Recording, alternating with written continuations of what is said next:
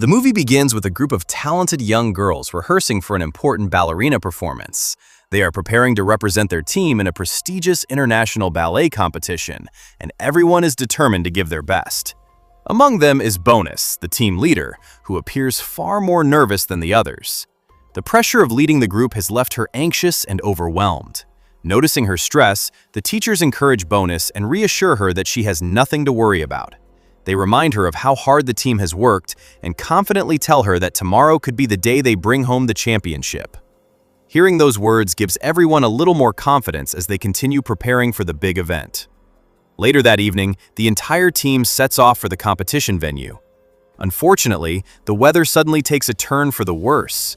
Heavy rain and strong winds make traveling extremely difficult, and finding a taxi becomes nearly impossible. After waiting for a long time, they finally manage to board a private bus that agrees to take them through a shortcut in the jungle. But their bad luck doesn't end there. Halfway through the journey, the bus suddenly breaks down in the middle of nowhere. Their teacher, who is traveling with them, soon receives a warning from the competition organizers. If the team fails to arrive on time, they will be disqualified and replaced by another group. Desperate to avoid that outcome, the teacher assures the coordinator over the phone that they are already on their way and will somehow make it before the event begins. After ending the call, the teacher gathers all of the students and tells them they can no longer depend on the broken bus. Nobody knows when it will start working again, so waiting isn't an option. She decides that the only choice is to continue on foot, hoping they can find another vehicle somewhere ahead. Without wasting another minute, everyone picks up their luggage and begins walking through the lonely forest road. However, this decision marks the beginning of their nightmare. As they continue along the deserted path, the rain grows even heavier, completely soaking everyone within minutes. The freezing weather becomes unbearable, and just when it seems things couldn't get any worse, they spot an old hotel standing alone in the middle of nowhere. With no better option available, the exhausted group heads inside. A man soon comes out to greet them and politely asks how he can help. The girls explain that they are on their way to a ballet competition and urgently need a van to reach the venue. After listening to their situation, the man smiles and tells them not to worry. He promises to arrange a vehicle for them, but until then, he invites everyone to stay inside the hotel and wait comfortably. Since they are completely drenched, freezing from the cold, and have nowhere else to go, the group accepts his offer without hesitation. But the moment they step inside, they unknowingly walk straight into a nightmare. What looks like an ordinary hotel actually hides a terrifying past. Years ago, this place wasn't just a hotel. Behind its walls, countless illegal and horrifying activities had secretly taken place. As soon as the group enters the hotel, they are greeted by a woman named Sonia. The moment she realizes that all of the girls are ballerina dancers, her expression suddenly changes. She quietly stares at each of them as if she has seen something valuable. Without explaining why, Sonia seems strangely fascinated by the girls. Wanting to make them feel comfortable, Sonia even provides fresh ballerina costumes so they can change out of their wet clothes before having dinner. The staff treats the girls with unusual kindness, offering them everything they need free of charge. Soon afterward, the owner of the hotel, Deborah, arrives to welcome the guests personally. She is surprisingly delighted to see the girls and warmly promises that she will arrange transportation as quickly as possible so they won't miss their competition. While everyone tries to relax inside the hotel, another dangerous guest arrives. A ruthless gangster named Pasa storms into the building to collect money from the hotel owners by force. His aggressive behavior immediately creates tension, but the girls have no idea that something far more terrifying is already happening inside the hotel. A little later, Chloe asks to use the washroom. Since the place is completely unfamiliar, the teacher decides to accompany her and waits outside to make sure she's safe. While standing in the hallway, the teacher notices that one of the nearby room doors has been left slightly open. Curious, she accidentally glances inside. What she sees instantly sends chills down her spine. Inside the room, Deborah and several of her men are brutally torturing a young boy. The horrifying sight leaves the teacher completely frozen with fear. She knows that if anyone notices her watching, she could become their next victim. Terrified, She quickly covers her mouth to stop herself from screaming and silently rushes into the washroom before escaping the hallway. The teacher's first instinct is to grab Chloe and leave the hotel immediately. But when she reaches the washroom, Chloe is nowhere to be found. Assuming that the girl has already gone downstairs, the teacher hurries after her. Moments later, she spots Chloe downstairs, casually fixing her hair, completely unaware of the dangers surrounding them. Making matters even worse, Chloe can't hear the teacher's desperate warnings. Before the teacher can reach her, disaster strikes. Pasa, the same gangster who had come to extort money from the hotel owners, notices the teacher. Captivated by her beauty, he grabs her and tries to drag her away by force, placing her in immediate danger. Pasa tries to drag the teacher away by force, but she refuses to give up without a fight. Determined to protect herself and her students, she strikes back and manages to push the gangster away. Watching their teacher stand up against such a dangerous man leaves the girl stunned, but she is willing to risk everything to keep them safe. Humiliated and furious, Pasa decides to take revenge. Before anyone can react, he pulls out his gun and fires a single shot straight into the teacher's head. She collapses to the floor instantly, losing her life on the spot. Everything happens so quickly that the girls are left frozen in shock, unable to understand what has just happened. Bonus rushes to her teacher's side and desperately tries to wake her up, hoping she is still alive. But no matter how much she cries or calls out to her, there is no response. The teacher is gone, leaving the girls terrified and completely helpless. The sound of the gunshot brings Deborah rushing downstairs. After learning that Pasa has murdered the teacher, she pretends to be concerned and comforts the frightened girls. When Bonus begs her to call the police immediately, Deborah calmly agrees and says she'll do it right away. But before that, she insists that everyone should move to a secure room with her assistant because the hotel is no longer safe. The frightened girls trust Deborah and follow her instructions. However, Bonus can't shake the feeling that something is terribly wrong. Her instincts tell her they need to escape before it's too late. She secretly slips away from the group and tries to run out of the hotel on her own. Unfortunately, she doesn't get very far. Deborah's men quickly catch her outside and drag her back into the building by force. At that moment, the hotel's true intentions become clear. Every exit is sealed. The doors are locked, the windows are secured, and even the escape routes are blocked. The girls are then forced into a room and locked inside, leaving them completely trapped. Meanwhile, Chloe is still in the washroom, completely unaware of everything that has happened. As she finally steps outside, she meets Deborah's young son. Unlike everyone else in the hotel, the boy seems gentle and kind. Having never had any real friends, he warmly approaches Chloe, who communicates with him through gestures because she cannot speak or hear. Even without words, the two quickly begin to understand each other, and the boy treats Chloe with genuine kindness, making him seem completely different from everyone else living in that hotel. At the same time, the story shifts to a private meeting between Pasa and Deborah. It is finally revealed that the two are secretly working together. Behind the innocent appearance of the hotel lies a horrifying business where innocent people are murdered as part of their criminal operation. For Pasa, killing people is nothing new. It's simply part of the life he has chosen. But this time, things are different. The victims are young American girls who entered the country legally, and the murder of their teacher could attract massive international attention. Covering up this crime won't be easy, and even Pasa realizes they're in serious trouble. Knowing he can't handle the situation alone, Pasa turns to Deborah for help. Although the two often work together, they don't exactly trust each other. Deborah agrees to clean up the mess, but only if Pasa accepts one condition. She demands complete ownership of the hotel. Deborah reminds him that both Pasa and his father have been collecting money from her for years. She insists that if he transfers the hotel's remaining ownership to her and settles everything they owe her, she will make sure this entire incident disappears without leaving a trace. Pasa knows he has no better option, so he reluctantly agrees to her terms. With the deal finalized, Deborah immediately begins destroying every piece of evidence. The first thing she does is remove the bullet from the teacher's body, eliminating any chance of tracing the murder weapon. After that, she burns everything that could identify the victim or connect her to the hotel, including her phone, passport, identity card, and every personal belonging she carried. Meanwhile, the girls have all been drugged and lose consciousness. After some time, Bonus slowly wakes up and realizes something is terribly wrong. One by one, the girls are questioned by the hotel staff. They try to resist, but the drugs force them to answer every question truthfully. The criminals have only one concern. They need to know whether anyone outside knows the girls came to this hotel. If friends, family members, or the competition organizers know their location, covering up the crime would become almost impossible. Fortunately for the criminals, the answers are exactly what they wanted to hear.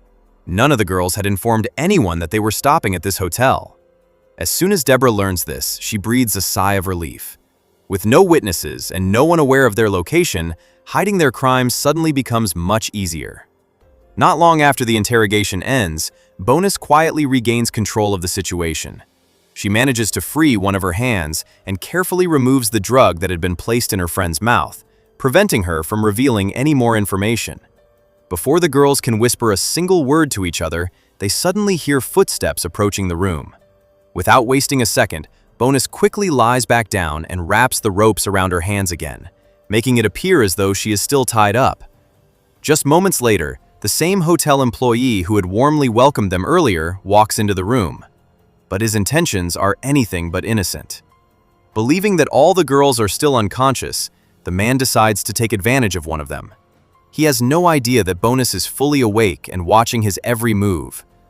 Realizing she has only one chance to stop him, she silently prepares to strike. The moment the man's attention shifts away from her, Bonus attacks from behind without hesitation. Grabbing a sharp object nearby, she drives it straight into his eye. The man screams in agony, but instead of backing away, the pain only makes him even more violent. Furious, he lunges at Bonus with the intention of killing her.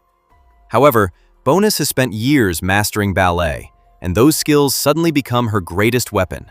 With incredible speed and balance, she begins using powerful ballerina kicks to keep the attacker away. One perfectly timed high kick sends him stumbling backward, and as he loses his footing, he crashes onto a sharp object lying on the floor. The object pierces his body, killing him instantly. With the attacker finally dead, the girls quickly free themselves and prepare to escape from the hotel. But just as they are about to leave, Bonus remembers Chloe. Because Chloe cannot hear or speak, she has no idea that anything has happened. The last time they saw her, she was heading toward the upstairs washroom. Bonus refuses to abandon her friend.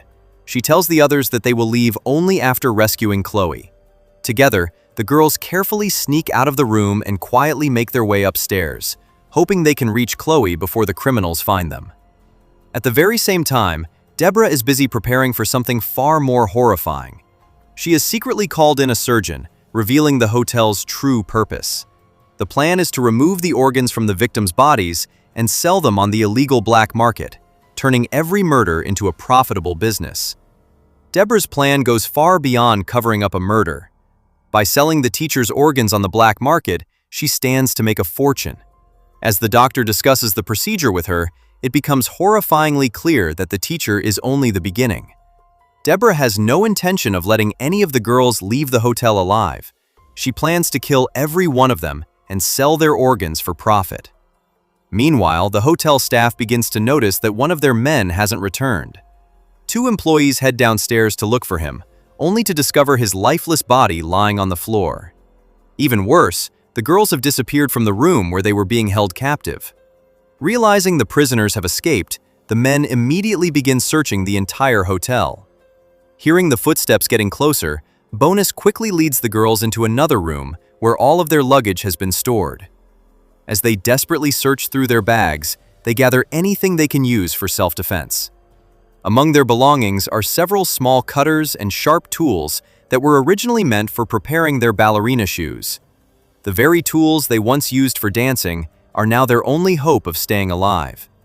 It doesn't take long for the two hotel employees to discover where the girls are hiding. They force their way toward the room while the girls desperately push against the door from the inside, trying to keep it shut. But the attackers are too strong, and one of them eventually forces the door open. The moment he steps inside, Bonus reacts without hesitation. She grabs a pair of scissors and drives them straight into his face. The man screams in unbearable pain and stumbles backward, giving the girls a brief moment to breathe. But before they can escape, the second attacker rushes in. A brutal fight immediately breaks out. 4 frightened ballerinas stand against 2 ruthless criminals. None of these girls had ever been involved in violence before. They weren't fighters, they were dancers. But today, survival leaves them with no other choice. They know that if they don't fight back, they'll end up dead, just like their teacher. By now, Bonus has transformed one of her ballerina shoes into a deadly weapon by attaching a sharp cutter to it. Using her incredible balance and precise footwork, she delivers powerful kicks with deadly accuracy. Every strike becomes more dangerous than the last, turning the elegant movements of ballet into lethal attacks capable of slashing the throats of anyone who gets too close. After defeating both attackers, the girls waste no time. Their only priorities now are finding Chloe and escaping from the hotel before anyone else catches them. They carefully search every hallway and eventually make their way upstairs toward the washroom where Chloe was last seen. But when they open the washroom door, Chloe is nowhere to be found. Instead, they come face to face with Sonia, the hotel maid. The moment Sonia sees them, she pulls out a knife and threatens to kill them. Fortunately, Bonus is already prepared. She quickly turns the tables by aiming her own weapon at Sonia, forcing her to back down. With Sonia completely under their control, the girls threaten her until she finally reveals where Chloe is being kept. Meanwhile, Deborah heads to the room where she had sent her men. The moment she sees their dead bodies, her expression changes completely. She finally realizes these girls are far from helpless. They are willing to fight back, and eliminating them won't be as easy as she had expected. Without wasting another second, Deborah orders every one of her men to search the entire hotel. Her instructions are simple: find the girls and kill them before they have any chance to escape. At the same time, Pasa returns with the legal documents Deborah had demanded earlier. He hands over the papers transferring ownership of the hotel, and Deborah is pleased that everything is finally falling into place. She then walks to an old cabinet and carefully opens it. Inside hangs a beautiful dress that appears to have been preserved for years, almost as if it holds great sentimental value. But hidden beneath that elegant dress is something far more disturbing. Several explosives have been secretly stored inside the cabinet, making it obvious that Deborah is preparing for something much bigger than anyone realizes. Meanwhile, the girls finally reunite with Chloe. Using gestures, they quickly explain everything to her. They tell her that their teacher has been murdered, that everyone in the hotel is trying to kill them, and that escaping the building is now their only chance of survival. Chloe immediately understands the danger and joins the group without hesitation. While the others are talking, Bonus quietly notices something hidden beneath a nearby table. She carefully reaches underneath and discovers a small handgun. Realizing it could save their lives, she quickly grabs it just before Deborah's men arrive in the area searching for them. Outnumbered and surrounded, the girls know they can't afford another fight. Instead of confronting the armed men, Bonus leads everyone toward the hotel's main entrance, hoping to escape while there's still a chance. But as soon as they reach the exit, they come to a horrifying stop. More of Deborah's men are already waiting outside, surrounding the entrance from every direction and leaving the girls with nowhere to run. The girls quickly realize that escape is almost impossible. Every exit has been sealed, and Deborah's men have completely surrounded the hotel. With nowhere left to run, panic begins to spread through the group. For a moment, it seems like they have reached the end of the road. Then Bonus comes up with an unexpected plan. She tells the others to start performing a ballerina routine right in front of their enemies. At first, the men are confused. They assume the girls have given up and are trying to entertain them before accepting their fate. But that is exactly what Bonus wants them to believe. Hidden beneath their graceful movements are the weapons they had prepared earlier. As the dance begins, every elegant step secretly positions them for an attack. Then, in a single instant, the performance transforms into a deadly battle. Using the precision and balance they mastered through years of ballet training, the girls strike with incredible speed. One girl delivers a spinning kick that drives the blade attached to her shoe into an attacker's neck. Another twirls gracefully before slashing an enemy with the knife in her hand. Every dance move becomes a lethal attack, allowing them to keep the surrounding men at a distance while taking them down one after another. Within moments, several of Deborah's men are either dead or badly wounded. Seizing the opportunity, the girls immediately make a run for it. Although the main entrance is blocked, they discover another possible escape route through a large, illuminated opening in another part of the building. Just then, Deborah's young son arrives, hoping to find Chloe. Instead, he witnesses the horrifying scene before him. He watches the girls fighting for their lives, stabbing attackers and slitting throats without hesitation. Bonus is even holding a broken glass bottle, ready to use it as another weapon if necessary. Terrified by what he sees, the boy panics and runs away. The girls continue helping one another toward the escape route. But just as they are about to get everyone out, one of the wounded attackers suddenly grabs one of the girls from behind, refusing to let her escape. At that exact moment, Sonia steps out from her hiding place with a shotgun in her hands. She aims directly at the girls and pulls the trigger. Thinking quickly, Bonus yanks her friend out of the way at the very last second. Instead of hitting the girl, the shotgun blast strikes the attacker who was holding her. With a single move, Bonus not only saves her friend, but also causes Sonia to eliminate one of her own men, turning the enemy's attack against them. After saving her friend, Bonus charges straight at Sonia without giving her a chance to react. She knocks the shotgun out of Sonia's hands, grabs it herself, and fires. Sonia is killed instantly, removing one more threat standing in the girl's way. With the shotgun now in her possession, Bonus stays behind to cover the others. She tells the remaining girls to keep running and escape the hotel while she deals with anyone who tries to stop them. Everything seems to be going according to plan, but just before Bonus can leave, Deborah suddenly appears and blocks her path. Bonus immediately points the gun at Deborah and pulls the trigger, hoping to end everything right there. But nothing happens. The gun is out of ammunition. Furious, Bonus throws the empty weapon at Deborah's head, but Deborah calmly blocks it with her artificial leg. The impact creates a loud metallic sound, instantly revealing that one of her legs is made of metal. Pasa, who has been quietly hiding nearby, witnesses the entire scene. Staring at Deborah's artificial leg in shock, he finally realizes something he had never known before. Deborah coldly tells him that the reason she lost her leg was because of his own father. Years ago, when her father failed to repay a massive debt, Pasa's father brutally cut off her leg, destroying not only her body, but also her future. Those words completely change Pasa's perspective. He suddenly understands that Deborah never truly trusted him. She had only been using him until her own plans were complete, and once she no longer needed him, he would become her next victim. Realizing the danger, Pasa immediately shoots Deborah in the leg to slow her down before escaping the area. Meanwhile, Deborah drags Bonus into another room inside the hotel. To Bonus's surprise, the room is filled with ballerina costumes, mirrors, and makeup tables. It looks exactly like the dressing room of a professional ballet performer. As Deborah calmly begins applying makeup, she finally reveals the truth about her past. Long before becoming the ruthless woman she is today, Deborah was a gifted ballerina. Just like Bonus, she had once dreamed of performing on the international stage. She had even earned the opportunity to compete before thousands of people. But those dreams were shattered forever when Pasa's father attacked her family over unpaid debts. In a single act of cruelty, he severed her leg, destroying not only her career, but also every dream she had ever worked for. While Deborah is lost in painful memories and prepares for her final act of revenge, another unexpected visitor arrives at the hotel. The very enemy she has been waiting years to face has finally appeared, bringing her long-awaited revenge within reach. Not long after Pasa escapes, the surgeon arrives to continue his gruesome work.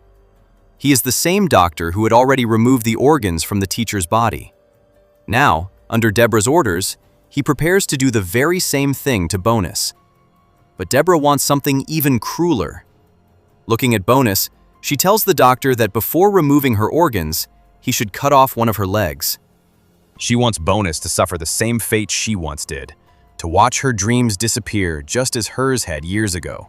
Without questioning her, the doctor picks up a surgical cutter and moves toward Bonus. Just as he's about to strike, An arrow suddenly flies across the room and hits him. The unexpected attack sends the doctor crashing to the floor before he can touch Bonus. The person holding the bow is none other than Bonus's friend, who has bravely returned to the hotel instead of escaping. She wasn't willing to leave Bonus behind. Outside the hotel, the remaining girls are still hiding and watching everything unfold. They soon realize that Passa's father has arrived with a large group of armed men. Escaping the area has now become almost impossible. Worse still, two of their friends are still trapped inside the hotel. Without hesitation, the girls make a difficult decision. Instead of running for their own lives, they head back into the hotel. They promise one another that they will either escape together or not at all. As they sneak through the building, one of the girls discovers something horrifying. Hidden throughout the hotel are powerful explosives connected by wires. The entire building has been rigged with bombs. Panicking, she rushes to warn Bonus before it's too late. Fortunately, she soon runs into Bonus along with the others. To her surprise, Passa is with them as well. Bonus has chosen to bring him along because she now understands that Deborah intends to betray him too, and keeping him alive may be the key to stopping her. Just as they prepare to escape, Deborah activates a control panel with the press of a single button. The lights throughout the hotel suddenly go out, throwing the building into darkness. Then she steps forward, aiming a gun directly at the group. Deborah gives Bonus a choice. Hand Passa over to her, and the girls will be allowed to leave alive. Bonus hesitates for a moment. Deep down, she still believes that Deborah isn't completely heartless. Perhaps all she truly wants is revenge against the man responsible for ruining her life. Trusting that hope, Bonus reluctantly pushes Passa toward Deborah. But Bonus doesn't leave. She remains standing exactly where she is, because outside the hotel, Passa's men are already making their way toward the building, and the final confrontation is about to begin. Just then, Passa's father and his armed men storm the hotel and immediately open fire. Bullets begin flying everywhere, placing everyone inside in grave danger. In the middle of the chaos, Deborah suddenly shouts at them to stop shooting. Holding Passa at gunpoint, she warns them that if they fire even one more bullet, she will kill his son without hesitation. The warning works instantly. Passa's father orders all of his men to lower their weapons, bringing the gunfight to a temporary halt. Taking advantage of the silence, Deborah turns toward the girls one last time. She tells them that this is their final chance to escape. She urges them to leave the hotel, chase their dreams, and never look back. She doesn't want them to lose their future the way she lost hers. Realizing she is giving them a chance to survive, the girls stop hesitating and run out of the hotel as fast as they can. Once they are safely outside, Deborah finally comes face to face with the man responsible for destroying her life years ago. Looking him directly in the eyes, she tells him that she has waited for this moment for countless years. Every day, she dreamed of taking revenge for everything he had stolen from her. Without another word, Deborah presses the button on the remote control in her hand. In an instant, the explosives hidden throughout the hotel detonate, and the entire building erupts in a massive explosion. The hotel collapses, burying Deborah, Passa's father, and everyone still trapped inside.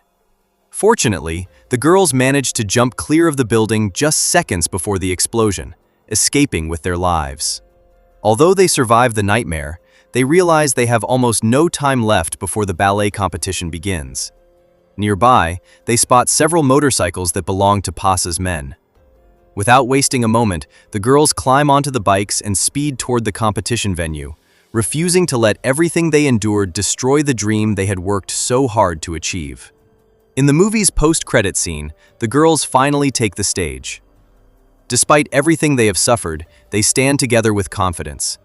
Their costumes may still be stained with blood from the horrific night they survived, but they refuse to let fear define them. They perform their ballet routine with pride, proving that even after facing unimaginable horror, their dream is still alive. And with that powerful final performance, the movie comes to an end.